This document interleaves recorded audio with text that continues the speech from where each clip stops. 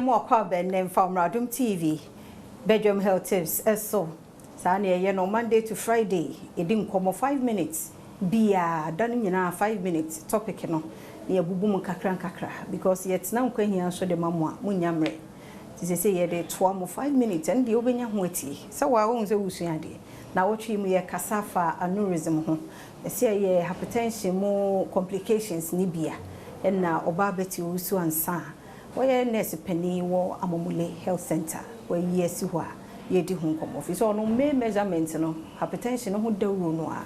to a who tricks in Miss Royenty one check ye be kum. It does so very sa Fasadama endpoint Homeopathic clinic, Nintio and ye P. To Mr. O'Connell, air clinic, Cornian show mount honto, Yaribia, on to me, o mamma, to call the show pa. Mami komini abawe adaro ma obapa emu akwaba Steph ya yenya e da se the ode ma yeni so na yenhwe signs and symptoms and even before then no say no an ka types me pachan breaking it down kitwa bi na yenko signs and symptoms me pacha na me ka say ye wo mu ahodo bebre baby a aneurysm ni besi no ye wodi ma no ebi wo ho a esi wo wadwene ni eno ne efre no cerebral aneurysm and ebi wo so a esi wo abdomen ni eno ne efre no abdominal aneurysm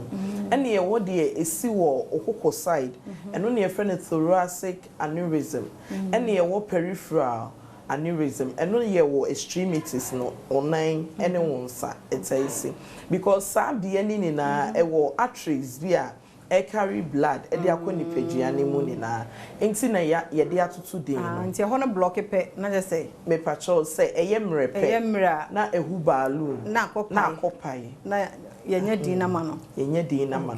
enti nipa bebre wo ho mo wo aneurysm ba omu adentia e man century ni bia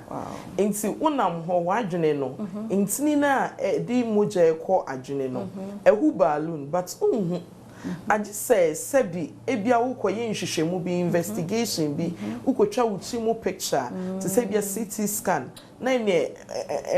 empufrimu wakohu but in pimpi e man century ni bia ena igina baby a locate no most of the time no they wo echimu no se epaya any the other part na epaya ansa no wonya nsenkyerene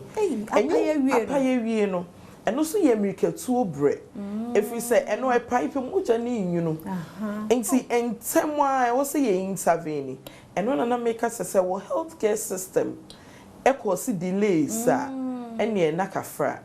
enti na hu behia say wo se ye prevented than say ye twa ama na to ye no enti de wuchi mu no cerebral aneurysm na I very common no eno no nipa no say muja ne e ba e nyunu a ebi munya nsenkyerene ete say ni ti be pai no ni ti ni dwa ne pa wo fa duro kra enko enti obi wo ho a obedwen say migraine no offendro and so na ye the onset of aneurysm na take place obi so wo ho nani etumi otse ya wo pa ase etu but muja ne nyunu no na e cause pain no aneurysm no na e cause no ena bi muso wo ho mani so chin yomo ebi muso hu ne ma tutu ebi muso ye confused ebi muso wo ho a omu twahwe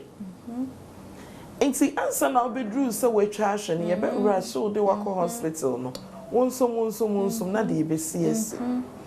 ena make us say 25% of encrophomia aneurysm no within 24 hours or more. And 50% of encrophomia aneurysm it to me within 3 months. Wow. And a nipa 66%